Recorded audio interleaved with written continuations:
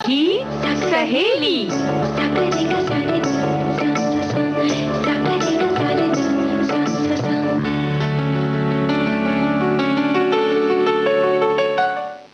सखी सहेली कार्यक्रम सुनने वाली सभी सखियों को संगीता श्रीवास्तव का प्यार भरा नमस्कार। दीपा, आपको भी हमारा बहुत प्यार भरा नमस्कार। संगीता जी, आपको और सुनने वाली सभी सखियों को दीपा माहेश्वरी का हेल्दी नमस्कार। जी, तो हम तो ये उम्मीद करते हैं कि हमारी सखियां बिल्कुल हेल्दी हैं। जी और बिल्कुल जी, और आज भी देखिए हर बार हम कुछ ना कुछ नया लेकर आते हैं सखी सहेली कार्यक्रम में। आज भी बहुत सारी चीजें हैं। तो आज के मेहमान कार्यक्रम में आज सखियां सुनेंगी अभिनेत्री दीपा शाही से एक मुलाकात, और इंटरनेशनल ट्रांसलेशन डे भी है, और इस सप्ताह हमने विश्व नदी दिवस भी मनाया है। जी जी। और जब बहुत दिनों के बाद किसी से मुलाकात होती है, जैसे आपसे हुई है ना संगीता जी, सच में बहुत अच्छा लगता है। ये जो कोरोना काल है, इसने दूरियां इतनी बढ़ा दी कि चाह करके भी मिल नहीं पा रहे हैं। अब थोड़ा थोड़ा खुल रहा है और मुलाकातें भी अब हो रही हैं। तो आज आपसे मिलकर बहुत अच्छा लग रहा है। जी, मुझे भी बहुत अच्छा लग रहा है। और देखिए, ये मुलाकातें तब बहुत परेशान करती हैं जब हम भाषा समझ नहीं पाते हैं कहीं, क्योंकि भारत तो हमारा एक ऐसा देश है कि विभिन्न भाषाएं यहाँ पर हैं और अनेकता में एकता है, ऐसा हम कहते हैं। प्रादेशिक भाषाएं भी बहुत सारी हैं। तो जब हम किसी दूसरे प्रदेश में जाते हैं तो वहाँ के लोगों से जब बातचीत करते हैं तो कई बार क्या, अक्सर हम अगर अपने विषय में सोचे तो हमें लगेगा कि बहुत सारी भाषाएं हमें नहीं पता हैं। तो इस जैसे इन दिनों में भी, पिछले हमने कुछ महीनों में देखा, जब लोगों को अपने गांव, अपने शहर जाना था, तो वो कोई कहाँ रह रहा है, कोई कहाँ रह रहा है काम के सिलसिले में, कोई अपने ही प्रदेश से दूसरे कोने में कहीं है। जैसे उत्तर भारत वाला कहीं दक्षिण में काम कर रहा है, उन्हें बताने में भी दिक्कत हो रही थी। लेकिन वो जो भावना थी ना, एकजुट रह के और अपने गंतव्य तक पहुंचाने की, लोगों को अपने घर, अपने प्रदेश पहुंचाने की, वहां पर ये भाषा का कोई रोक नहीं आई, कहीं कोई टोक नहीं आई, और लोगों ने एक दूसरे की भावनाओं को समझा। लेकिन भावना को समझना तो जरूरी है, साथ में भाषा का समझना भी बहुत जरूरी है। और इसीलिए हम आज मनाते हैं इंटरनेशनल ट्रांसलेशन डे। और स्कूलों में भी देखिए पढ़ाया जाता है कि किस तरह से वाक्य को हमको अनुवाद करना है, किस भाषा में अनुवाद करना है। कुछ तो देश के बाहर की भाषाएं हैं जी, उनके अनुवाद, उनके जो भी उनकी लैंग्वेजेस हैं, उनके शब्द सिखाए जाते हैं, उनका किस तरह से अनुवाद होता है वो भी सिखाया जाता है। तो ज़्यादा से ज़्यादा भाषाओं को हम सीखें तो बहुत अच्छा है, ताकि जब दो लोग मिलें, या दो प्रांतों के लोग मिलें, या दो देशों के लोग मिलें, तो वो बात न रह जाए कि किसने क्या कहा और फिर समझ में आया या नहीं। और एक और पहलू है संगीता जी, भाषा जितनी ज्यादा हम सीखते हैं ना, ये जो मस्तिष्क की जितनी मांसपेशियां हैं उसको उतनी ही कसरत मिलती है। ऐसा वैज्ञानिक और कई सारे शोधकर्ता कहते हैं कि वो इसलिए क्योंकि देखिए, भाषा ही तो अभिव्यक्ति का साधन है जी। अगर भाषा है तो उसमें शब्द भी हैं, शब्द हैं तो फिर हम अपनी भावनाओं को व्यक्त कर सकते हैं जी, बिल्कुल लिख सकते हैं, और फिर अपनी बात को दूसरे तक पहुंचा सकते हैं। देखिए ना, जैसे हमारी इंडस्ट्री ये वाली हुई है, जैसे हम तो आवाज की दुनिया में हैं, इसी के साथ फिल्में भी हैं, तो अलग अलग देशों की फिल्में आती हैं, कई सारे फिल्म महोत्सव होते हैं, वहाँ पे अलग अलग देशों की फिल्मों से अलग अलग देशों की फिल्में आती हैं, और उसमें नीचे सबटाइटल आजकल आने लग गए हैं, कहीं अंग्रेजी में, कहीं हिंदी में, प्रादेशिक भाषाओं में भी आने लग गई है, ताकि हम उनकी अभिव्यक्ति को समझ के और कुछ कुछ उनके शब्दों को भी समझें जब वो बोलते हैं। या बार बार हम एक ही भाषा की फिल्में देखते हैं तो आप देखिएगा कुछ वक्त में हम वो धीरे धीरे वहाँ की वो भाषा की शैली को पकड़ने लग जाते हैं। और इसमें बच्चे तो बहुत ही ज्यादा माहिर होते हैं, उन्हें बहुत जल्दी समझ में आती है। इंटरनेट भी आजकल एक साधन है जी, बहुत ही आसान सा है। इसमें बच्चे देख सकते हैं, सीख सकते हैं, कोई जरूरी नहीं है कि जाएं। और आजकल तो वैसे भी कोरोना का समय है, तो ज़्यादा बाहर निकलना तो वैसे भी मना है जी। तो घर में बैठे बैठे इंटरनेट के ज़रिए भी हम सीख सकते हैं बहुत सारी भाषाएं। और साथ ही अगर देश और विदेशों की बात अगर हम करें तो बहुत तरह के इस तरह से सेमिनार होते हैं, बहुत सारी ऐसी ऑर्गेनाइजेशंस होती हैं जो आपस में मिलते हैं जब जी, तो जी। भाषाओं की अगर कोई बाध्यता न रहे तो देखिए, बातें एक दूसरे को आराम से समझाई जा सकती हैं। और जो सरकारी एजेंसियां होती है या सरकारी कामकाज होता है, वहाँ पे भी आप देखिएगा ट्रांसलेटर होते हैं जो भाषा को, जब विदेशों में जाते हैं हमारे देश के बड़े बड़े नेता हैं या जो सरकारी हमारे नेताओं को जाना पड़ता है काम के सिलसिले में, तो वहाँ पे भी ट्रांसलेटर होते हैं और वो भाषाओं का ट्रांसलेट यानी कि अनुवाद करके बताते हैं। या हिंदी है, या आप मान लीजिए कि फ्रांस गए या आप कोई और अमेरिका में चले गए या कि ऐसी कोई जर्मनी जैसी जगह चले गए जहाँ पे कि बहुत ही अलग तरह से भाषा है, तो ट्रांसलेटर भी साथ में जाया करते हैं और ये अपने आप में एक बड़ा क्षेत्र है। जी, पहले छोटे छोटे जो अक्षर होते हैं वो समझाए जाते हैं, अक्षरों को पहचानना है और उसके बाद उन्हीं अक्षरों को मिला मिला करके हम ट्रांसलेशन भी सीख सकते हैं। मतलब एक भाषा से दूसरी भाषा में उसका अनुवाद जो सिखाया भी जाता है स्कूलों में, जैसा कि हम बता चुके। और साथ ही साथ इस हफ्ते देखिए हम मना रहे हैं विश्व नदी दिवस भी, जिस पर कल भी बहुत चर्चा हुई, बहुत सारी हुई थी। कल नेहा हमारे साथ थी, नेहा शर्मा जी, तो उनके साथ हमने नदियों के बारे में भी बहुत सारी बातें करी कि कितनी ज़्यादा ये नदियाँ और पानी, क्योंकि पानी के बगैर तो जीवन है ही नहीं, ये तो जीवनदायिनी है नदियाँ, तो कितनी ज़्यादा महत्वपूर्ण है ये हमारे जीवन में और कितना हमें जागरूक रहना चाहिए। और कभी कभी हम ये अगर खुद के लिए सोचें तो हमें समझ में आएगा कि नदियों का पानी हम इस्तेमाल करते हैं, वो खेतों के लिए भेजे जाते हैं, नहरें बनाई जाती हैं, तो कभी कभी ऐसा नहीं लगता कि जिस पानी को हम इतना ज़्यादा यूज़ करते हैं वो ही पानी हम खुद से गंदा भी करते हैं। है ना? ये सोच अगर आ जाए ना सब में संगीता जी, तो फिर बात ही क्या, यानी कि अपने आप ही नदियां साफ रहने लगेंगी। हम कुछ भी फेंकने से पहले एक कुछ क्षण के लिए भी अगर सोच ले कि मैं ये जो कर रहा हूँ या कर रही हूँ ये ठीक है या नहीं, तो हमारे अंदर की वो गलतियां अपने आप रुक जाएंगी। हमारे अंदर की आत्मा हमें रोक लेगी कि नहीं, हमें ये नहीं करना है।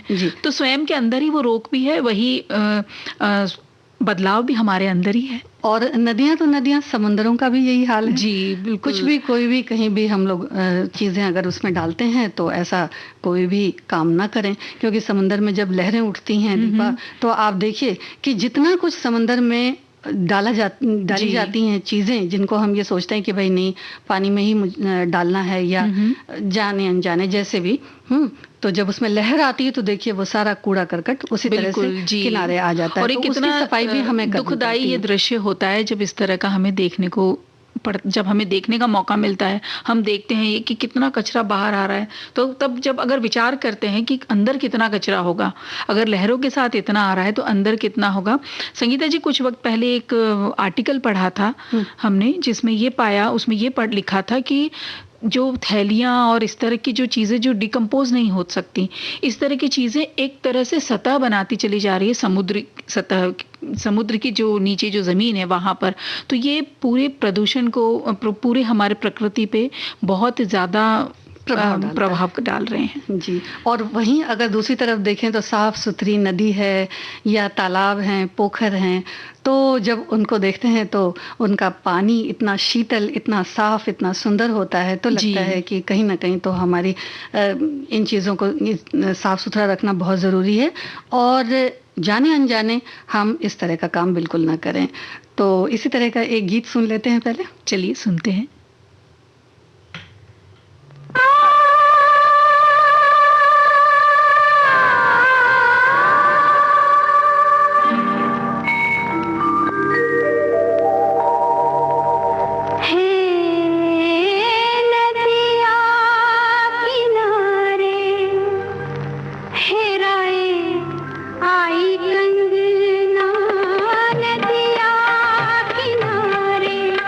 हेराए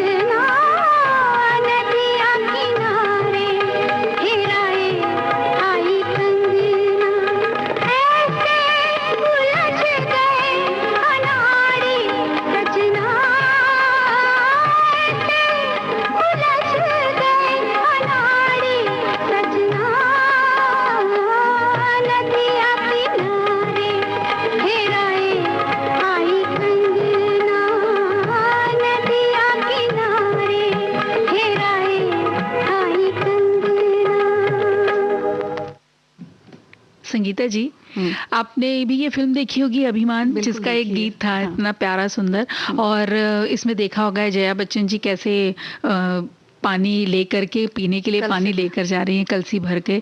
यानी कि जब तालाब इतना, वो तालाब था ना उस दृश्य में, तो जब तालाब इतना साफ सुथरा है कि आप पानी भर के लेके जा सकते हैं और उसको उपयोग कर सकते हैं, तो कितना अच्छा लगता है। और सेहत पे भी इसका प्रभाव पड़ता है। जब आप, अगर साफ पानी है तो हम लोग उसको इस्तेमाल कर सकते हैं जी, अगर साफ पानी नहीं है तो फिर वो हमारे किसी काम का नहीं जी है। तो ये गीत तो बड़ा सुंदर सा था। और अगर एक बात और है कि अगर साफ पानी अगर हम नहीं पिए, किसी तरह से वो पानी दूषित हो गया हो, तो क्या होगा, उसका प्रभाव हमारे सेहत पे पड़ेगा। बिल्कुल। और एक और चीज, इस गीत में एक और खासियत थी, ये राग पर आधारित भी गीत है। हाँ, और आज जितने गाने हमने शामिल किए हैं सखी सहेली कार्यक्रम में, सभी रागों पर ही आधारित है। तो गीत मंजरी में आज हमारा तो विषय भी यही है कि संगीत और सेहत कैसे जुड़े हैं आपस में, तो इस बारे में बात होगी। तो ये जो गाना था नदिया किनारे, ये कौन से राग पर आधारित है? ये राग पीलू पर आधारित गीत था जी, बहुत ही प्यारा गीत। और आप क्या कह रहे थे?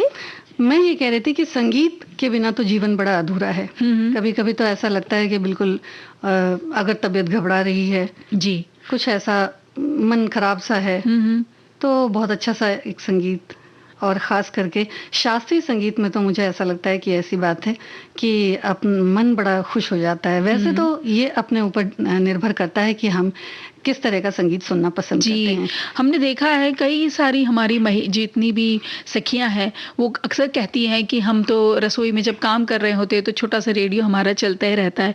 यानी कि संगीत का प्रभाव देखिए ना कितना ज़्यादा पड़ता है। सुबह से या तो कहीं घर में है या दफ्तर में है, या आप घर से दफ्तर जाते आते वक्त भी कई लोगों के कार में या गाड़ियों में वो लोग अपने चलाते हैं, संगीत सुनते हैं और सुनना पसंद करते हैं।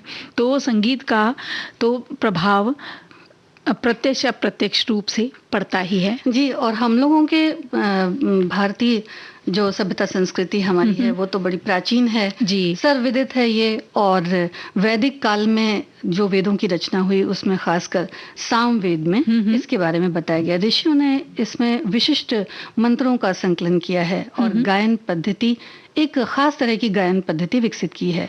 तो आधुनिक विद्वानों की अगर बात करें तो वो भी इस तथ्य को स्वीकार करते हैं कि स्वर हो, ताल हो, लय, छंद, गति, मंत्र, स्वर चिकित्सा, राग, नृत्य मुद्रा, भाव, ये सारे ही सामवेद से ही निकले हैं जी। तो सामवेद हम ये कह सकते हैं कि ये बहुत ही जो इसमें दिए गए हैं शब्द, उनसे जो गीत संगीत उसी की रचना शुरू वहीं से। और वैसे भी हिंदू सभ्यता तो वैसे ही अति प्राचीनतम सभ्यता है, और इससे जो संस्कृति और संस्कार जो निकले हैं वो भी अपने आप में निराले और अनूठे हैं। तो संगीत का भी अपना एक इतिहास, मुझे तो लगता है कि संगीत तो शायद जब से प्रकृति है तब से संगीत है जी। प्रकृति में भी बड़ा संगीत है जी, सुनते आ रहे हैं हम लोग जी। तो संगीत का मैं ये कह रही थी कि सेहत पे बड़ा असर पड़ता है जी। और वैसे तो अगर इस तरह से देखा जाए तो कोई प्रत्यक्ष संबंध नहीं है, फिर भी संगीत हमारे मन मस्तिष्क को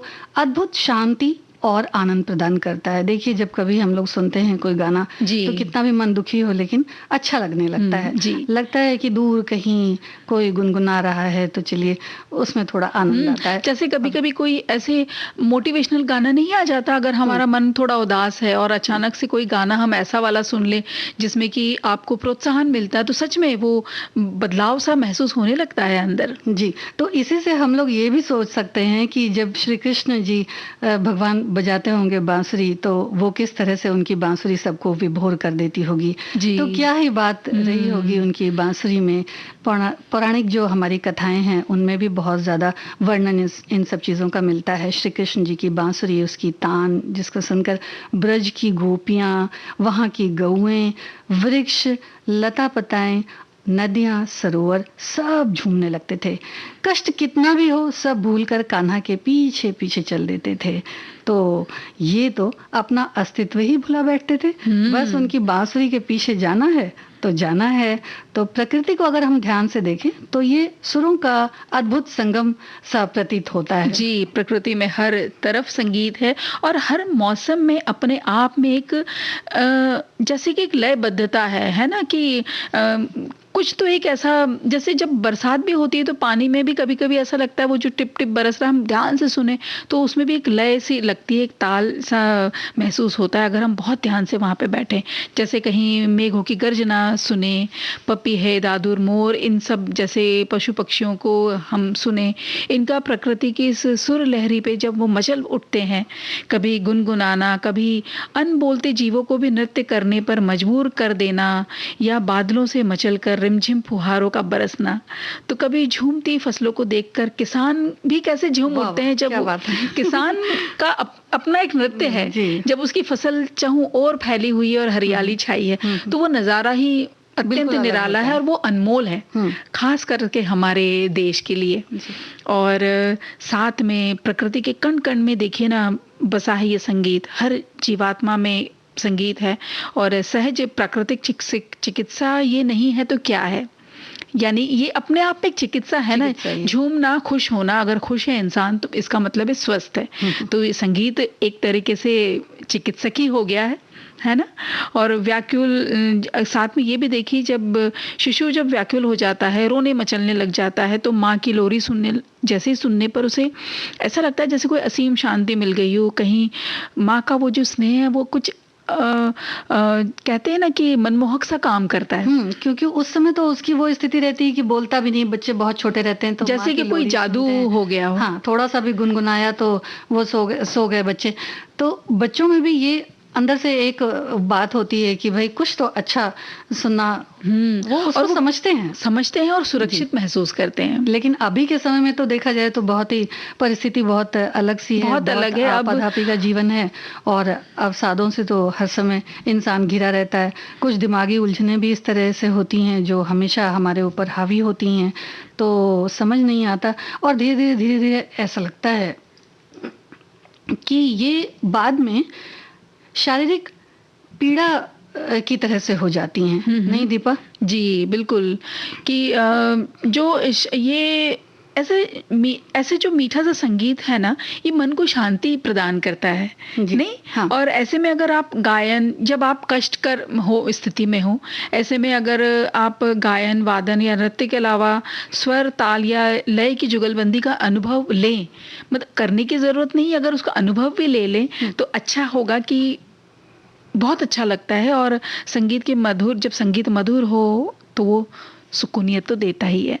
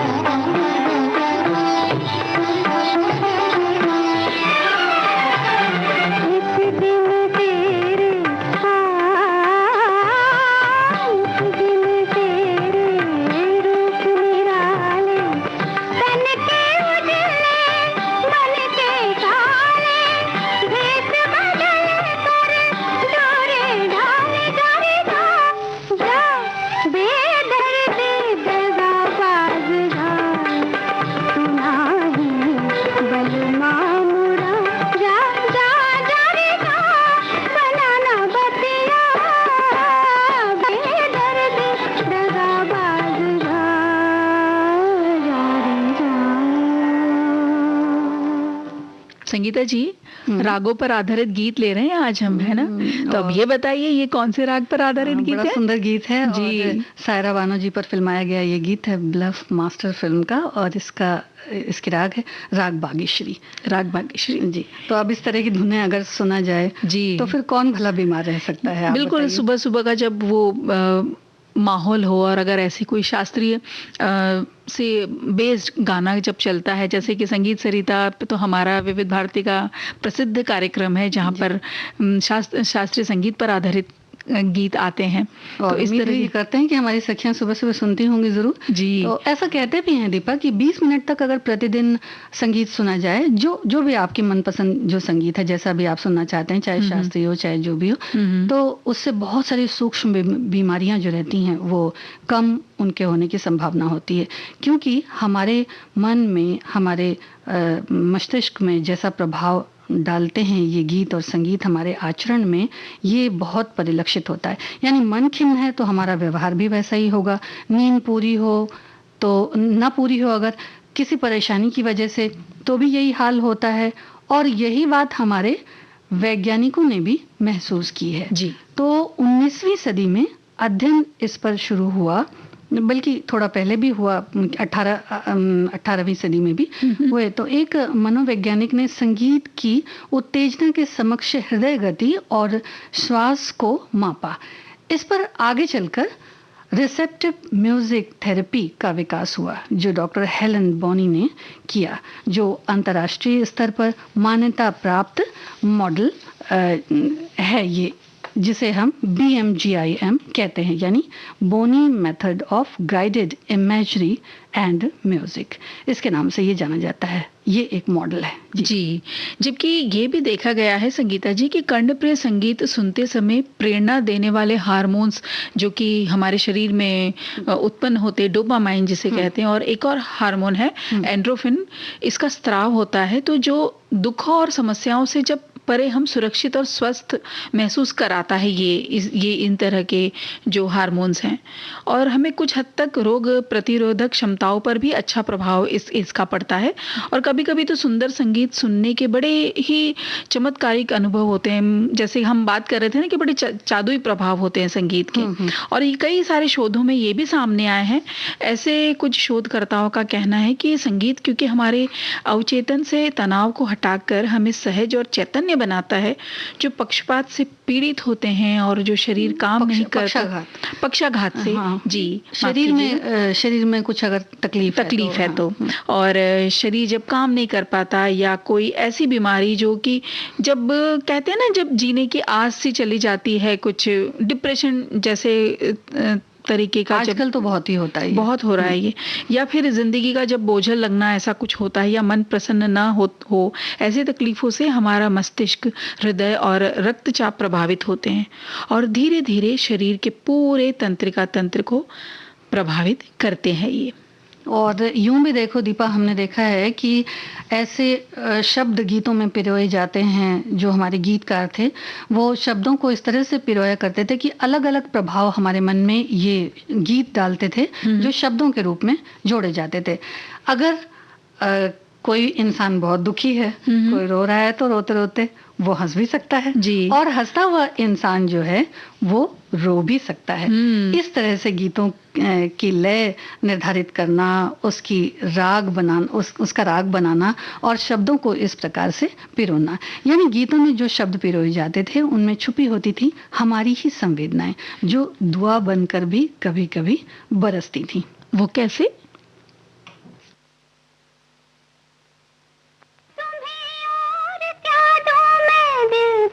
सिवाय तुमको हमारी उम्र लग जाए, तुमको हमारी उम्र लग जाए, तुम्हें और क्या दूं मैं दिल के सिवाय, तुमको हमारी उम्र लग लग जाए, तुमको हमारी उम्र लग जाए।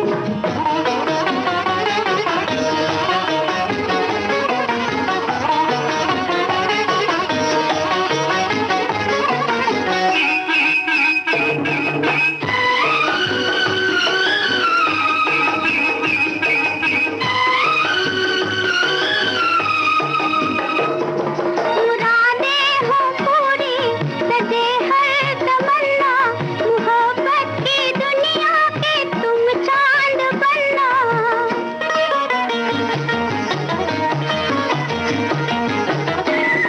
बहारों की मंजिल पे हंसना हंसाना, खुशी में हमारी भी आवाज सुनना।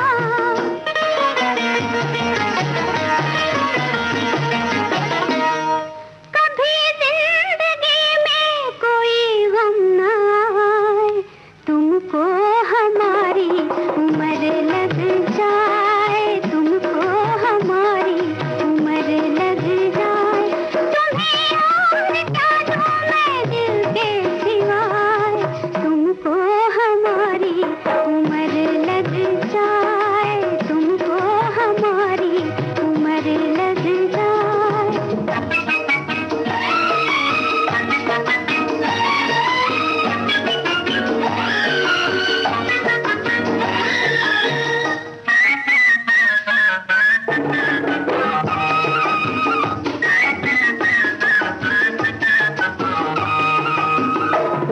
मुझे जो खुशी है तुम्हें क्या बताऊं, भला दिल की धड़कन को कैसे छिपाऊं।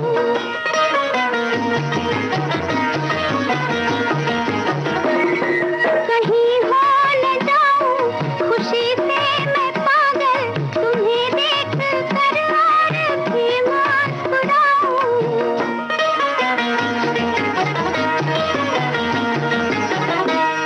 खुदा दिल जलों की नजर से बचाए, तुमको हमारी उम्र लग जाए, तुमको हमारी उम्र लग जाए।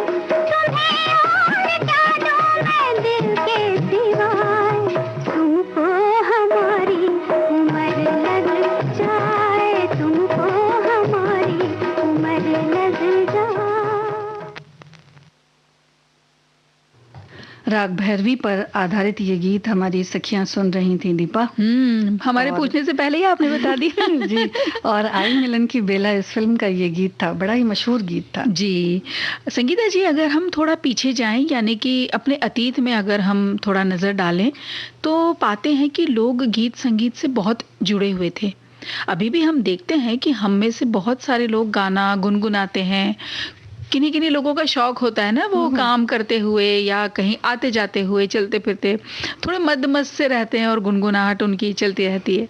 और अच्छा गाएं या जैसा भी गाएं, लेकिन उनके मन को वो सुकून देता है। और अगर बात करें हमारे गाँवों की, हमारे ग्रामीण क्षेत्रों की, तो गाँव में सावन में बहनें कजरी गाती हैं। जब धान की रोपाई के समय भी तो गीत गाए जाते हैं ना। और कोई उत्सव हो, कोई खास विशेष कोई प्रावधान हो, तो पूजा पाठ कोई हो, कोई खास, तो ढोलक की थाप पर हमारी सखियां खूब लोक गीत लोक संगीत गाती हैं, है ना। वो सुनने में बहुत अच्छा लगता है। या शहर में तो रह के भूलते चले जा रहे हैं, लेकिन ये सावन के महीने से शुरू हो जाता है और बहुत अच्छा लगता है। और ये बहुत ज़रूरी है, सबको थोड़ा थोड़ा कुछ ना कुछ अपने क्षेत्र का जो लोक संगीत है वो तो आना ही चाहिए। कुछ ऐसे गीत नहीं जो बहुत अच्छे लगते हैं सुनने में। बिल्कुल जी, जन्म का उत्सव हो या फिर विवाह हो, कोई सालगिरह हो, तो गाना बजाना तो ज़रूर ही होता है।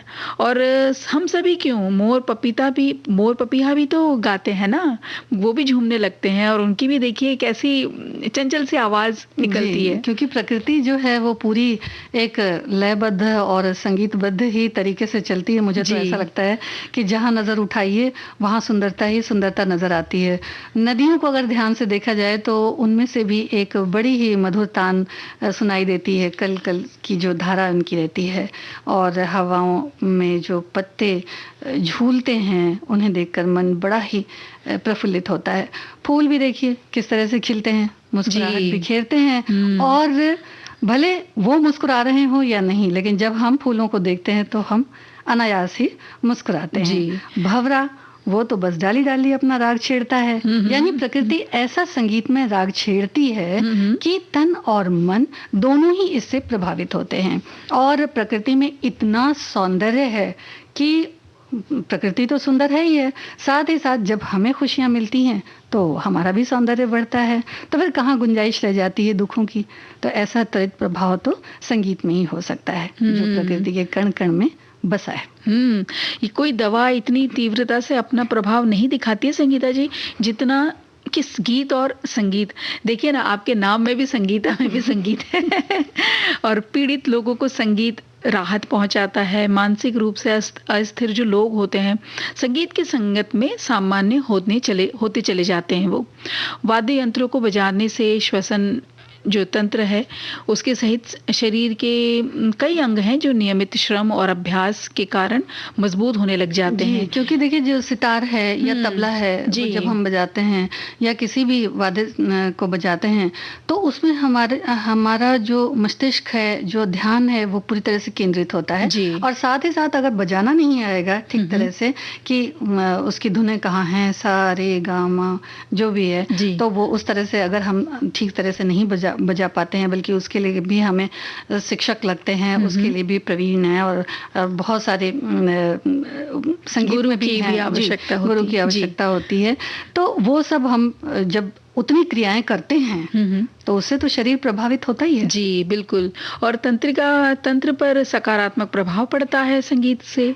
रक्तचाप, हृदय की गति, मस्तिष्क की प्रक्रिया, ये सब धीरे धीरे सहज होने लगती है। ये असर भी अब तक सिद्ध हो चुका है कि संगीत मनुष्य की भावनाओं को नियंत्रित करता है।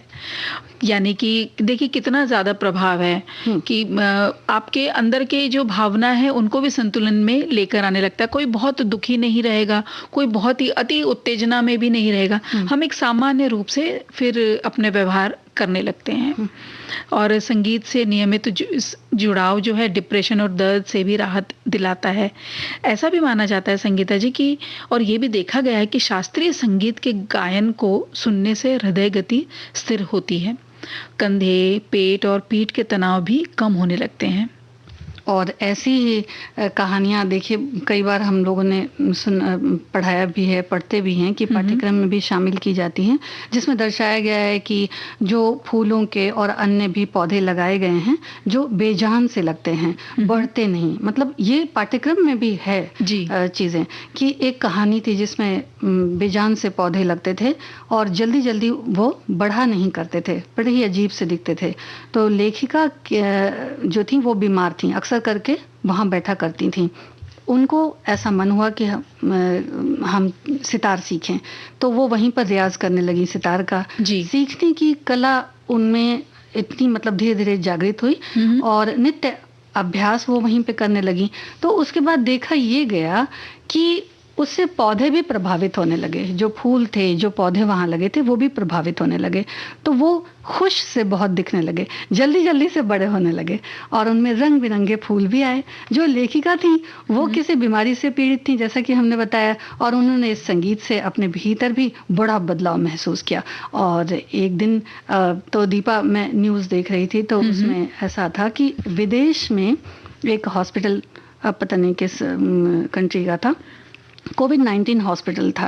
आजकल महामारी का तो ये दौर है। तो कोविड-19 हॉस्पिटल के एक वार्ड में जहां सारे पेशेंट्स कोरोना से बेहाल थे, वहां एक वार्ड बॉय था जो वहीं पर काम करता था। रोज रात जिंदगी और मौत से लड़ते कोविड पेशेंट्स को वो वायलेंस सुनाया करता था। हर वार्ड में वो जाता था, मतलब बाहर ही बाहर जाता था, लेकिन वायलिन बजाकर सुनाया करता था। जी। अब ये बड़ी अजीब सी बात लगती है कि जहाँ कोविड पेशेंट्स हैं, जहाँ उन्हें इतनी तकलीफ है, तो वो वायलिन क्यों वहां पर बजा रहा है? कोई खुशी का तो माहौल है नहीं। लेकिन एक तरह से बीमारी से थोड़ी सी खुशी मिलती है कि भाई चलो, अगर बिस्तर पे कोई व्यक्ति पड़ा है तो उसे कुछ तो राहत मिले, कुछ तो अच्छा लगे, संगीत अच्छा लगे, तो इस मतलब से वो बजाया करते थे। तो इसकी काफी सराहना भी हुई थी। इसी तरह की देखिए एक फिल्म आई थी जो टाइटैनिक फिल्म थी, जिसमें जहाज डूबता है, और ये भी एक सत्य घटना ही थी।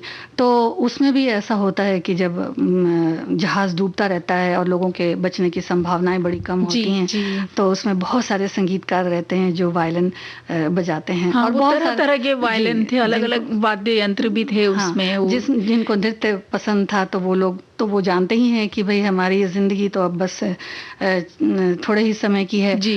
तो नृत्य भी उसमें हो रहा है, वायलिन भी बजा रहे हैं अलग अलग जो थे। तो संगीत के द्वारा, गीतों के द्वारा जीवन से हमारा ये तो एक तरह का साक्षात्कार ही होता है जी, है ना।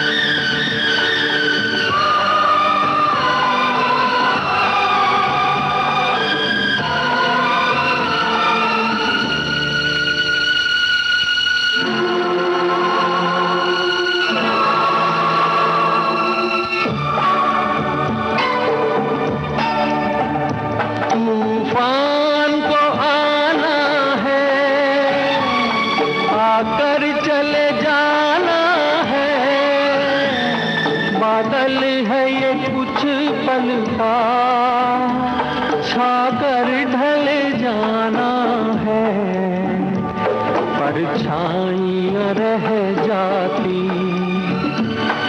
जाती निशानी है, जिंदगी और कुछ भी नहीं, तेरी मेरी कहानी है, एक प्यार का नगमा है, मौजों की रवानी है, जिंदगी और कुछ भी नहीं, तेरी मेरी कहानी है, एक प्यार का नगमा है। ये किस राग पर आधारित गीत है? ये राग बिलावल पर आधारित गीत था फिल्म शो। बहुत सुंदर और कर्णप्रिय गीत। ये गीत में देखिए ना कुछ ऐसा प्रभाव है कि आपकी आंखें गीली हो ही जाती हैं। जी, और ये भी देखिए पूरा जिंदगी से लबरेज ये गीत बिल्कुल था, बिल्कुल कि किस तरह से जीवन चलता है। कहीं एकांत में अगर बैठे हो और इस गीत को सुने तो शायद ही कोई ऐसा इंसान होगा जिसकी की आंखें नम ना हो, है ना? हाँ, और देखिए संगीत में कितना ये होता है, कितना आकर्षण होता है। इसमें मुझे एक कविता के तौर पर लिखी गई, इसमें 303 लाइनें लगभग थी, पाइड पाइपर ऑफ हैम्लिन, जिसे रॉबर्ट ब्राउनिंग ने लिखा था। और ये तो बहुत ही प्रसिद्ध हुई थी। हाँ, ये बहुत कविता। जी, ये कविता बहुत प्रसिद्ध हुई, लेकिन चूंकि लंबी बहुत है तो इस वजह से इसके, जैसा मैंने बताया कि 303 लाइनें लगभग इसमें हैं, तो इसे एक कहानी के तौर पर लेखक ने लिखा तो है। ये तो कहानी हम सुनना चाहेंगे संगीता जी की, कहानी क्या है? इसमें भी बस संगीत का जादू है। अब देखिए कैसा जादू होता है कि पाइड पाइपर हैम्लिन का नहीं रहने वाला था। ये व्यक्ति ऐसा था जो बड़ी अच्छी, बड़ी मधुर बांसुरी बजाया करता था और बड़ी ही अलग तरह की उसकी वेशभूषा थी। इस तरह का व्यक्ति कभी हैम्लिन एक जर्मनी का शहर है जी, रिवर वेजर के किनारे, यानी नदी वेजर है, हाँ, उसके किनारे हैम्लिन है जी। तो वहाँ एक बार ऐसा हुआ हैम्लिन शहर में कि महामारी फैल गई, प्लेग जी, जो चूहों से फैलता है। तो राजा वहाँ के बिल्कुल ध्यान नहीं दे रहे थे, क्योंकि राजा जो थे वो उतना ध्यान जनता को नहीं देते थे। लेकिन बाद में जब बहुत ज़्यादा हाहाकार मचा तो राजा ने फिर ये ऐलान करवाया कि जो व्यक्ति हमें इस आपदा से निकालेगा बाहर, यानी कि जो प्लेग को खत्म करेगा या चूहों को खत्म करेगा यहाँ से, तो उसे हम बड़ा इनाम देंगे जी। तो यानी कोई उपहार, हाँ, लेकिन कोई सामने आया ही नहीं। सब लोग बड़े परेशान, भाई ऐसा कौन सा व्यक्ति मिल जाएगा कि जो चूहों से हमें निजात दिला दे, जो इतनी बड़ी महामारी से निजात दिला दे। लेकिन बाद में जब सब अफसोस कर रहे थे कि इस तरह का तो कोई नहीं आया, तभी एक बड़ा ही अजीब सा दिखने वाला व्यक्ति वहां आया जो बड़ी अच्छी बांसुरी बजाता था, और उसने बड़े अतरंगी तरह के कपड़े पहने हुए थे और बालों में, अपने सर पे अजीब अजीब से टोपी लगाई और थी, वो कुछ अजीब से उसमें कलगी जैसे भी कुछ लगे जैसे, मतलब सारे जितने भी पंछी होते हैं उनके पंख खोस कर लगाए हुए थे सारे, और कुछ वाद्य यंत्र भी उसके पास थे। तो उसने, वो बांसुरी बड़ी अच्छी बजाता था, तो उसने ये कहा कि भाई मैं ये वादा करता हूँ कि मैं इस शहर को, हैम्लिन शहर को चूहों से और महामारी से मुक्त कर दूंगा, तो इसके बदौलत मुझे क्या मिलेगा? राजा ने कहा ठीक है, हम तुम्हें ज्यादा सा इनाम देंगे, बहुत सारा इनाम देंगे, तुम ये करके दिखाओ। अब इसने कहा ठीक है, राजा ने भी वादा कर दिया कि इस तरह से इनाम दिया जाएगा और बहुत ज्यादा दिया जाएगा। पहले तो किसी को विश्वास ही नहीं हुआ, लेकिन उसने ये कर दिखाया कारनामा, बड़ी अच्छी सी बांसुरी बजाई और इस तरह से वो चलता चला गया कि हर रास्ते से गुजरता चला गया शहर के, और सारे के सारे जितने चूहे थे वो गिरते पड़ते कहाँ से निकल के सब चले गए रिवर वेजर में ले जा करके उनको उसने डुबा दिया। मतलब बांसुरी का वो असर था कि चूहों को ये समझ में नहीं आया कि वो कहाँ मरने जा रहे हैं, कहाँ जा रहे हैं, तो वो रिवर वेजर में सारे के सारे नदी में कूद गए और सारे के सारे, ऐसा कहते हैं कवि। उसके बाद वो आया राजा के पास, कहने लगा कि भाई हमारा इनाम दे दीजिए, हमने तो आपके हैम्लिन शहर को मुक्त कर दिया इस महामारी से। तो राजा तो बड़े खुश हो गए कि भाई चलो हमारी तो परेशानी खत्म हो गई, और फिर वो भूल गए अपना इनाम। कहे कैसा इनाम, कौन सा इनाम? तो इनाम तो अब देखा जाएगा। तो पाइड पाइपर ने बहुत मिन्नतें की कि नहीं, आपको अपना वादा पूरा करना चाहिए, नहीं तो फिर आप फिर जो कुछ होगा फिर आप उसके जिम्मेदार हैं जी। तो राजा बोले ठीक है, जो करना है कर लो। तो उसने फिर ऐसा किया कि उसने फिर से बांसुरी बजाना शुरू किया और उसके बाद यूं हुआ कि पूरे शहर के एक एक मतलब घर से छोटे छोटे जितने बच्चे, जो बच्चे चल सकते थे और जिनके अंदर समझ थी, जो बिल्कुल पालने में थे वो तो जा नहीं सकते थे जी। लेकिन जितने भी बच्चे थे, छोटे बच्चे, वो सारे उसी बांसुरी की धुन में उसके पीछे पीछे पीछे पीछे चलते चलते चले गए और वो एक किले में गए। किले में जाकर के किले का दरवाजा बंद हो गया, लेकिन एक बच्चा बांसुरी वाले के साथ, पाइड पाइपर के साथ नहीं जा पाया क्योंकि उसके पैर में कुछ तकलीफ थी, तो वो बैसाखी के सहारे चलता था। तो उसे बड़ा अफसोस हो गया कि मेरे किले में जाने से पहले ही दरवाजा बंद हो गया। तो उससे पूछा गया कि तुम लोगों को क्या महसूस हुआ कि पूरे शहर के बच्चे चले गए। राजा को बड़ा अफसोस हुआ कि सारे लोग थे तो वो बड़े दुखी हो गए कि भाई हमारे शहर के तो सारे बच्चे ही चले गए। तो उस बच्चे ने बताया कि जब वो बांसुरी बजाता था तो इस तरह से वो बांसुरी की जो धुन थी वो इतनी जादुई थी, कुछ इस तरह की थी कि बस ऐसा लगता था कि हर तरफ बस खुशी ही खुशी है और बस इसी बांसुरी की धुन के पीछे बस चलते चले जाओ, चलते चले जाओ। यहाँ तक कि उन्हें ये भी नहीं समझ में आया कि वो अपने परिवार से दूर चले गए, अपने भाई बहनों से दूर चले गए और जाते जाते जाते जाते वो पता नहीं कौन सी नगरी में चले गए। राजा को बड़ा अफसोस हुआ, उस बच्चे को बड़ा अफसोस हुआ। जब दरवाजा बंद हो गया तो उसकी बिल्कुल से नींद खुली कि अरे, तब उसको कोई भी तब उस समय उसको सुनाई नहीं दे रही थी वो बांसुरी। और आज भी हैमलिन शहर में ये कहावत है कि पाइड पाइपर जो है वो जिन बच्चों को लेकर गया था वो हैमलिन के उसी शहर में तराई के इलाके में एक जनजाति रहती है, तो ये एक किंवदंती है वहां पर कि ये वही बच्चे हैं जो बड़े हो गए, उन्हीं का ये पूरा परिवार चलता है जी। तो संगीत का देखिए ये असर होता है, इतने जादुई और इतना मनमोहक होता है संगीत की सब कुछ भूल जाते हैं, मंत्र मुक्त हो जाते हैं हम। तो ऐसा ही एक गाना सुन लेते हैं जी।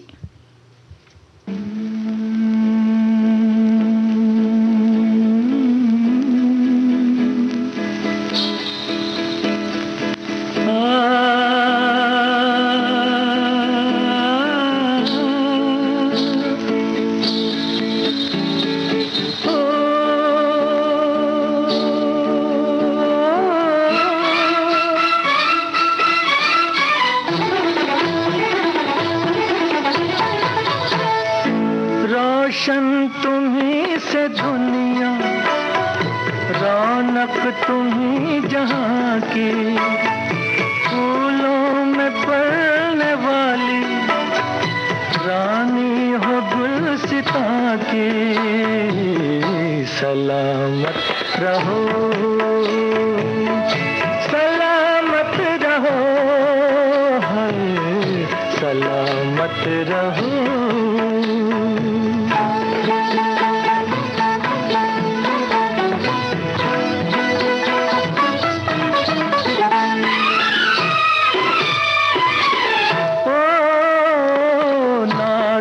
हो नाज से भी तुम प्यार से भी प्यारे, नाजुक हो नाज से भी तुम प्यार से भी प्यारी। तुम हुस्न से हंसी हो, क्या बात है तुम्हारी, क्या बात है तुम्हारी।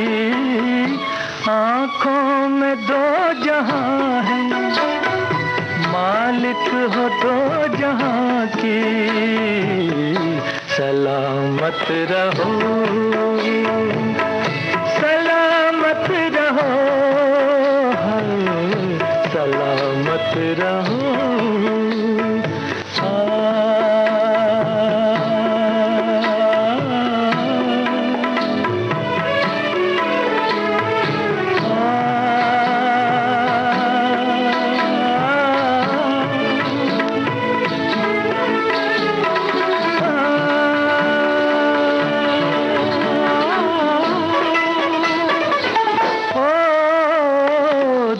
चाहे टूट जाए मेरे दिल से यूं ही खेलो, दिल चाहे जाए, मेरे दिल से यूं ही खेलो, जीती रहो यूं ही तुम, मेरी भी उम्र ले लो, मेरी भी उम्र ले लो। किस दिन दुआ न मांगी हमने तुम्हारी जान की, सलामत रहो, सलामत रहो, सलामत रहो, सलामत रहो। रोशन तुम्ही से दुनिया। अब ये गीत किस राग पर है? राग पहाड़ी। ये गीत बहुत सुंदर गीत, और ये कई सारे उत्सव, जन्म उत्सव पे तो ये गाने बजते हैं ना, हम लोग भी सुनते हैं जी जी। और संगीता जी, कुछ अध्ययन ये भी बताते हैं कि संगीत पशुओं के भी स्वास्थ्य पर बहुत सकारात्मक प्रभाव डालते हैं। हाँ। जैसे कि अभी आपने कहानी सुनाई, उसमें तो बता ही रहे हैं, ये पूरी की पूरी कहानी आपने इस बात को यानी कि सिद्ध कर दी है। और साथ में शोध ये भी कहते हैं कि राग भैरवी है, या राग शिवरंजनी, राग बिहाग या मधुबंती, ये कितने ही ऐसे शास्त्रीय राग हैं जो कि अनिद्रा को, विस्मृति और कई ऐसे रोग हैं जिन्हें बाहर, अपने शरीर से बाहर निकलने में मददगार साबित होते हैं। बांसुरी, वीणा वादन और तबले जैसे ये वाद्य यंत्र हैं, इनको सुनने से हमारे मस्तिष्क को एक अलग ही, ये जैसे कि एक अलग ही दुनिया में चले जाते हैं। और संगीत सुनने पर राग रागिनियों के गायन का एक और जो ये लाभ है वो ये कि संगीत से हम अनुशासित भी रहते हैं। जब सुबह उठकर हम अभ्यास करते हैं, या जो राग जिस समय गाया जाता है उस समय का पालन करना, या वाद्य यंत्रों को बजाना, उनकी साफ सफाई, रख रखाव, इन सभी से जो ऊपर जो एक बात है वो कि संगीतमय और शांत वातावरण में ही इन वाद्यों का उपयोग करना बहुत ही लाभकारी होता है। और इससे हमारी व्यवहार कुशलता और एकाग्रता तो बढ़ती है, साथ में हमारे लिए ये पाठ्यक्रम का भी विषय है। हाँ, और इसकी जो सकारात्मक ऊर्जा होती है, हमें ये नहीं सोचना चाहिए दीपा कि इसका तुरंत ही प्रभाव हमारे ऊपर पड़ेगा, ऐसी उम्मीद नहीं होनी चाहिए। बल्कि थोड़ा थोड़ा जो आप प्रयास है वो करें, सीखने की कोशिश करें, सुनने की कोशिश करें, तो इससे नीरसता का भाव जो होता है वो खत्म होता है। तो चाहे हम किसी भी उम्र में हो, किसी भी हमारी परिस्थिति भी चाहे जैसी हो, सुमधुर संगीत सुने और गुनगुनाने की भी कोशिश करें, और स्वस्थ रहें। जीवन में गीत और संगीत को ज़रूर स्थान दें। और देखिए, विविध भारती भी ऐसा ही जरिया है जहां हम बातें भी करते हैं और सुंदर गीतों को भी सुनवाते हैं।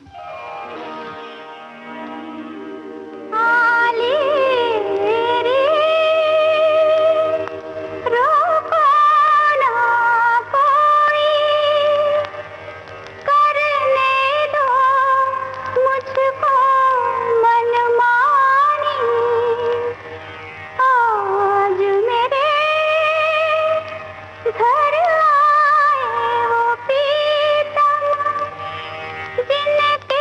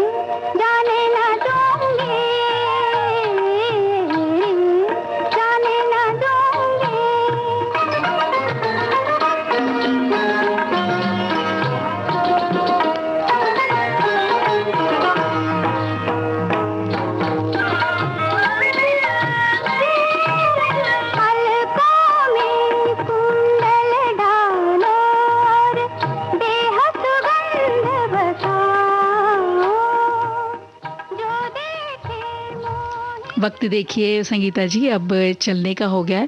इस गीत को हम ज़रूर कभी और पूरा सुनेंगे, लेकिन ये तो बताइए किस राग कामुद पर आधारित ये गीत था। राग जी, तिलक कामुद पर आधारित ये गीत था फिल्म चित्रलेखा से। और वक्त बिल्कुल भी नहीं है, तो गीत और संगीत यूं ही सुनते रहिए, सुनते रहिए विविध भारती और सखी सहेली कार्यक्रम से आज संगीता श्रीवास्तव और दीपा माहेश्वरी का नमस्कार।